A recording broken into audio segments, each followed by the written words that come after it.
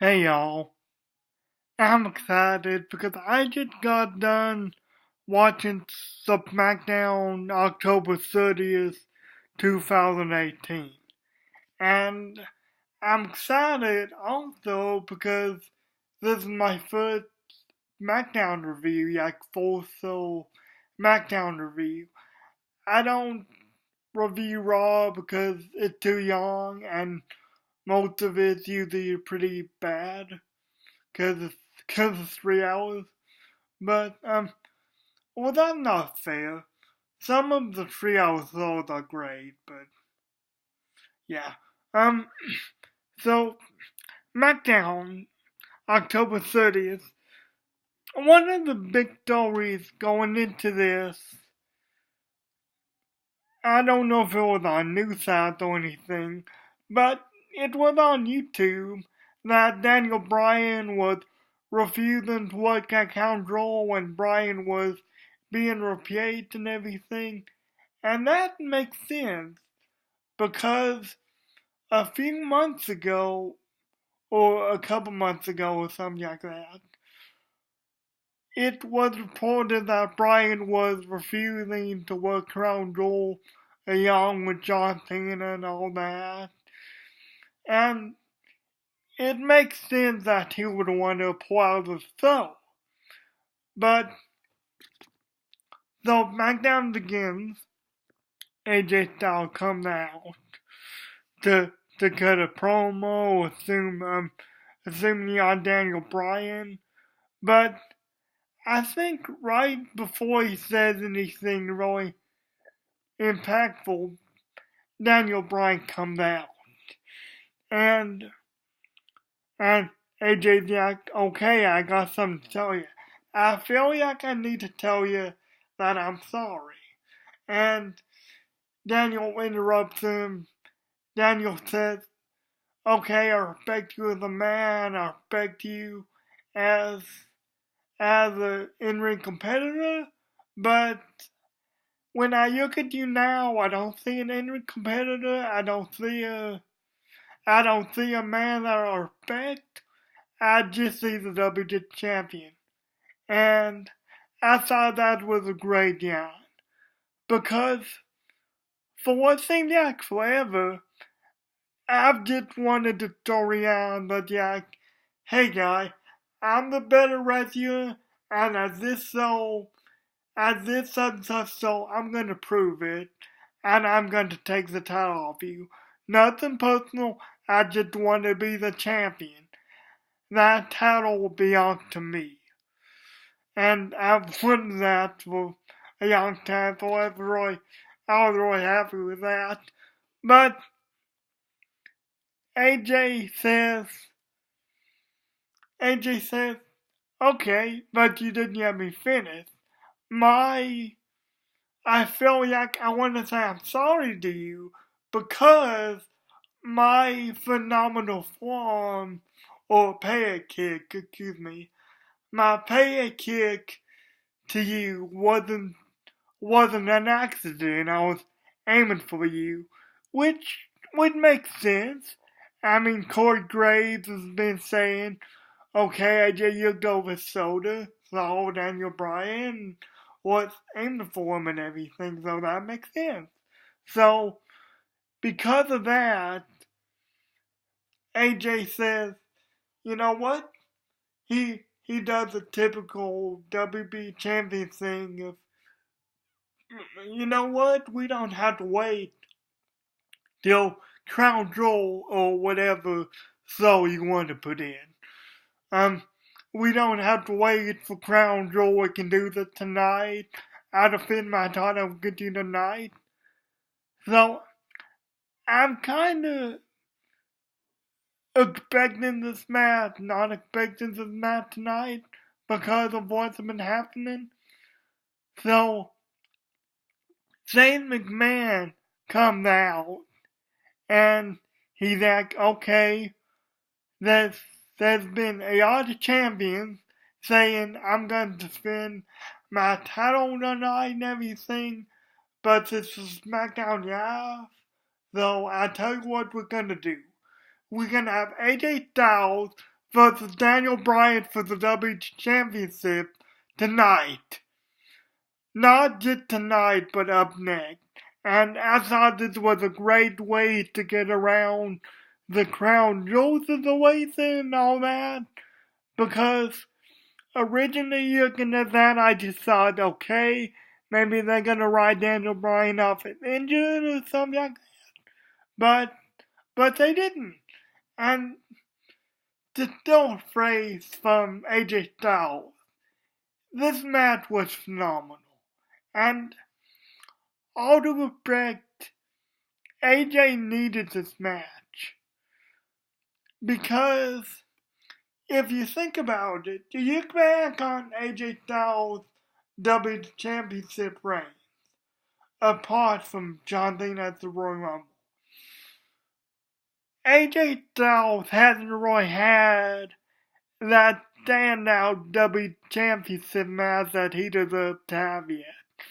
I mean, that's super depressing when you think about his hand match with Shinsuke Nakamura and Samoa Joe, respectively, two guys who are absolute bona fide main event superstars, main event caliber wrestlers, and they were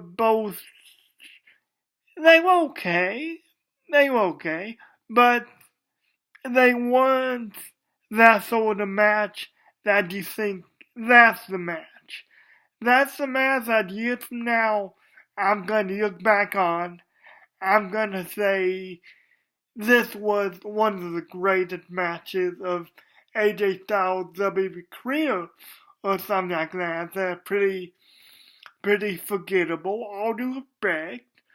But this match, AJ Styles vs. Daniel Bryan, was incredible.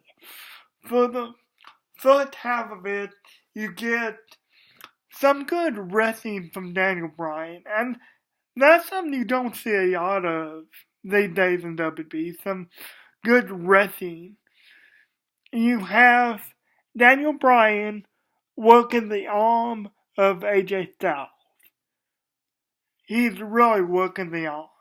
And that's really threefold, because it takes away the Styles cast. It may take away the phenomenal form. I don't know if AJ Styles is really ambidextrous with that. And it also softens AJ Styles up for the yes yock. It takes away his power and softens him up for the yes yock. And so you get that for the first half of the match. The second half, you get AJ Styles really working the egg of Bryan twofold, setting up for the calf crusher and making it virtually impossible for Daniel Bryan to stand. And this match was just awesome. I'm sorry, I'm not really an idiot, but this match was just phenomenal. It eventually ends when, in a good sequence, when Daniel Bryan had the yes yock in, but Styles counters a little bit into that triangle position that wrestlers do, that has Bryan as a full mount, has Bryan on his back, almost the shoulder down, but Bryan keeps one shoulder up. And it ends when AJ Styles lifts up Daniel Bryan, hits the one-arm dog cast, I think it was, but that's not the end of the match. He goes into the calf crusher from there. His leg is right near AJ Styles, so AJ Styles just hooks up Daniel Bryan's leg for the calf crusher. And I'm like, no, Bryan, don't tap out. but Bryan tapped out, as kind of expected, because he didn't want to work Crown Jewel, and WB wouldn't give him the win for, not showing up at a pay-per-view. But the angle, the sort of the go-home angle for Crown Jewel still, Samoa Joe comes back, and Samoa Joe yays out Daniel Bryan and AJ Styles with the coquina cut, and it's awesome.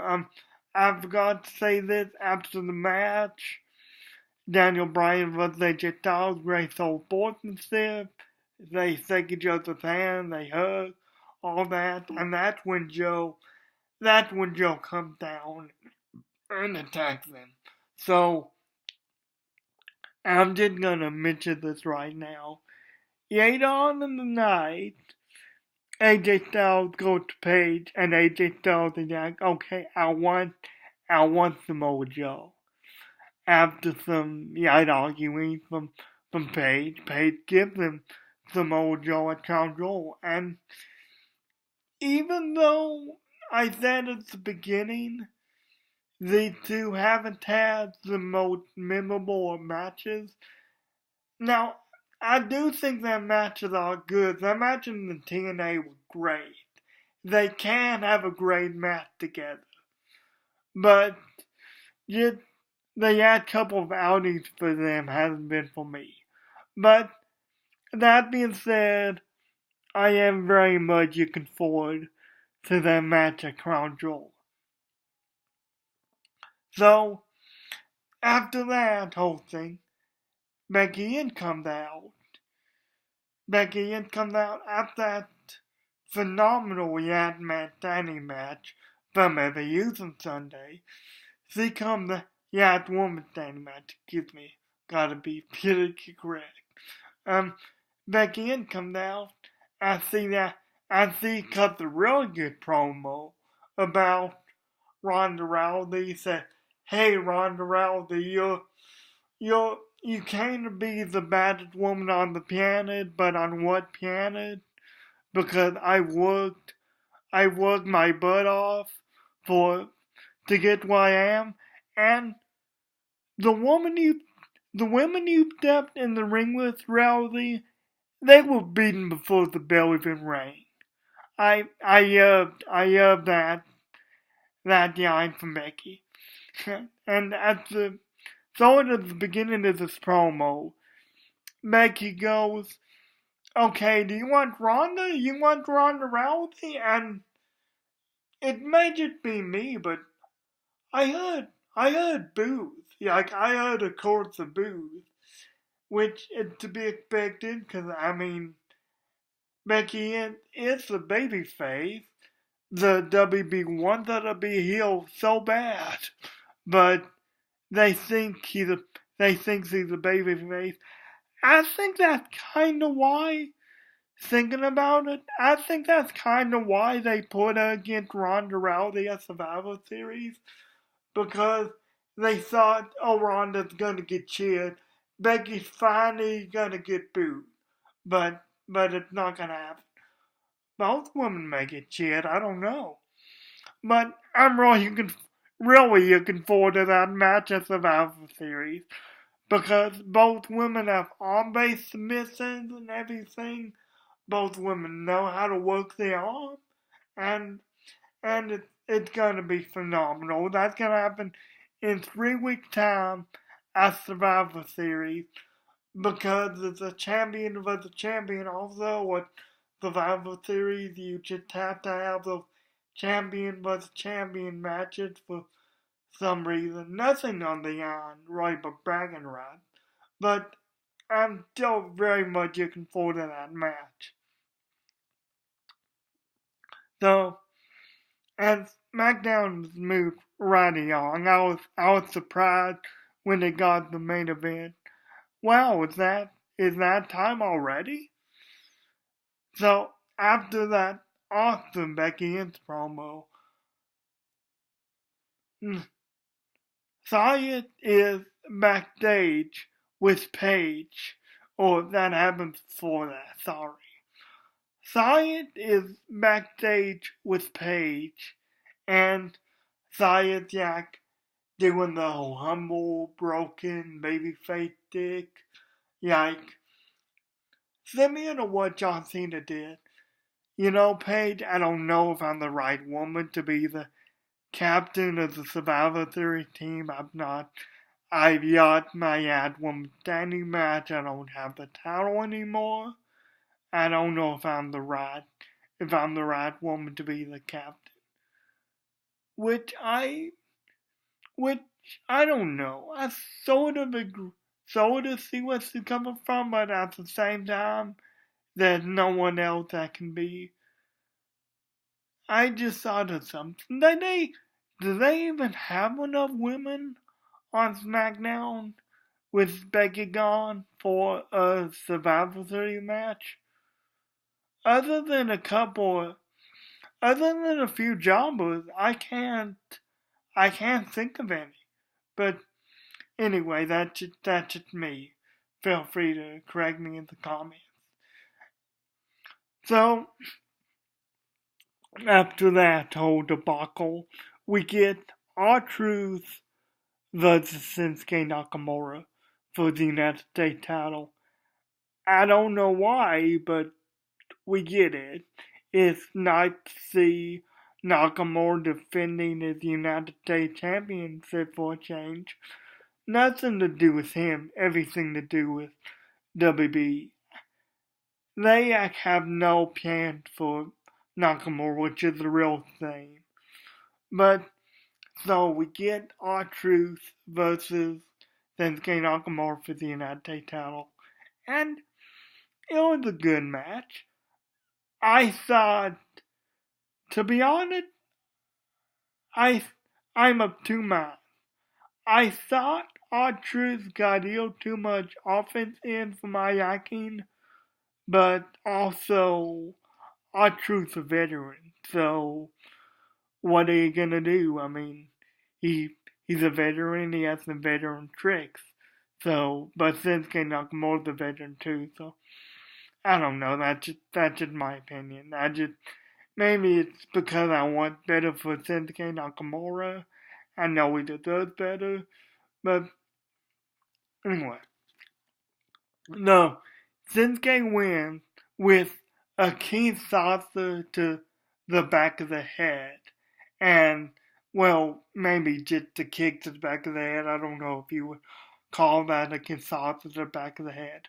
But he wins with the kick to the back of the head and sets up for Kinsatsu for traditional Kinsatsu.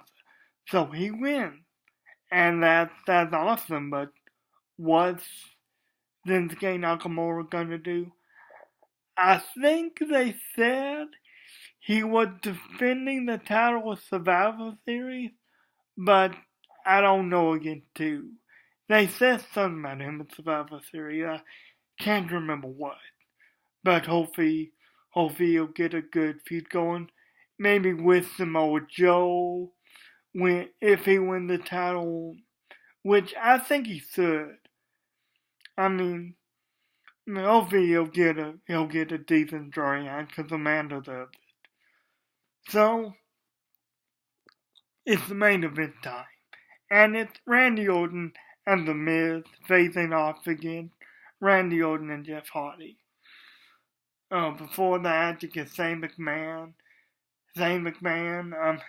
having the Crown Jewel participants for the SmackDown side. He said, okay, it's gonna win, yada yada yada.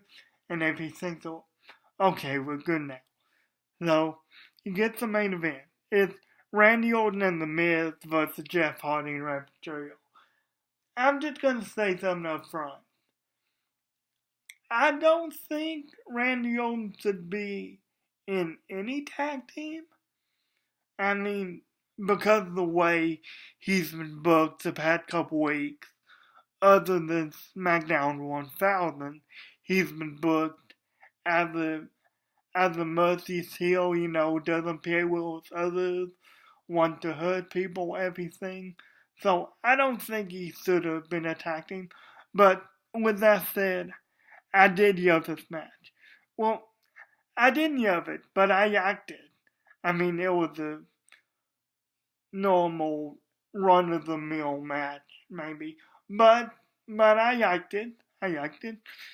There's one great spot when Jeff Hardy has Randy Orton for for drop to the stomach. I don't know what you would call that, but there's this one great moment where Jeff Hardy has Randy Orton like that. The Miz tried to run in. Jeff Hardy dropped Randy Orton and goes for the Miz. Does that thing on the Miz. I don't know what it's called. But I thought that was great. Randy Orton or Jeff Hardy and Rey Mysterio work really good together.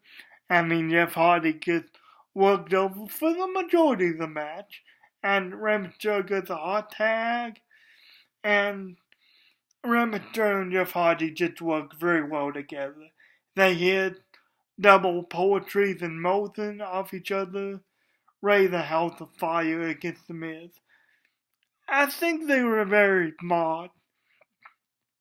I think SmackDown was very smart not to have Randy Orton and Rey Mysterio wrestle in this match, indeed against each other, because can you imagine what that's going to be like at Crown Jewel? I am very much looking forward to it. I'm very much looking forward to Crown Jewel in general. But, so, baby faces win naturally. I mean, I thought about just turning it off at the main event and saying, okay, baby faces win naturally, but I didn't, and I'm glad I watched it. But, so, the baby faces win. Randy Orton just RKO'd everybody. Randy Orton RKO'd Jeff Hardy. Rey Mysterio jumped out of the air. Randy Orton RKO'd him almost second for second. I mean, RKO to Jeff Hardy, RKO to Rey Mysterio. It was incredible. I'm like, okay, just RKO the Miz. Randy Orton holds the Miz's hand up. They're celebrating together. Randy Orton RKO the Miz. And that's how SmackDown shows that your go home show for Crown Jewel. And I thought it was awesome. I mean, I really did from the AJ Styles match to the Daniel Bryan match, which was phenomenal, which was almost perfect. I thought the show was just great from the Becky Lynch promo and everything. I thought it was just awesome. I'm really looking forward to Crown Jewel and what the men can do and everything. Also, for AJ Styles, at the beginning of this video, I said that AJ Styles really hasn't had that match in WB yet. At least as a champion. I mean, he hasn't had really standout match in WB yet, a match we all remember.